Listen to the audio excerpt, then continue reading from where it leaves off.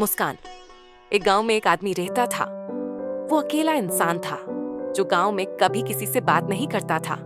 चुपचाप अकेला रहता था, सिर्फ अपना काम और अपना ध्यान। वो अकेला था। वो किताबों की सिलाई करता था। जो जितने भी पैसे दे वो कुछ नहीं कहता।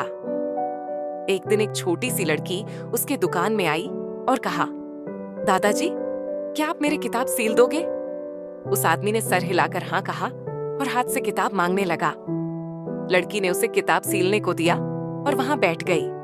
बैठते बैठते वहां सो गई। उस आदमी ने उसकी किताब सिलाई की, फिर उस लड़की के पास रख दिया। कुछ देर बाद जब लड़की उठी तो उसने देखा उसकी किताब सीली हुई है। वो खुशी से दौड़ते चली गई। अगले दिन दौड़ते हुए आई और उस आदमी के सामने खड़ी हो गई, लेकिन कुछ बोली नहीं। उसे बहुत देर खड़ा होता देख उस आदमी ने पूछा, क्या हुआ? उस लड़की ने मुस्कुराकर कहा, आप तो बुद्धू हो। कल मेरे किताब सील दिए और पैसे नहीं लिए। ये लो पैसे। आदमी ने हाथ बढ़ाया तो पैसों के साथ एक चॉकलेट था। उसने पूछा, ये किस लिए? लड़की ने जवाब दिया, मैंने आपको कल पैसे नहीं दिए, फिर भी मुझे कुछ नहीं कहा। लेकिन मुझे भी रात को याद आया, इसलिए आपके लिए ये चॉकलेट भी लाई। आप खुश तो हो ना? ये सुनते ही उस आदमी की आंखों आंसू आ गए।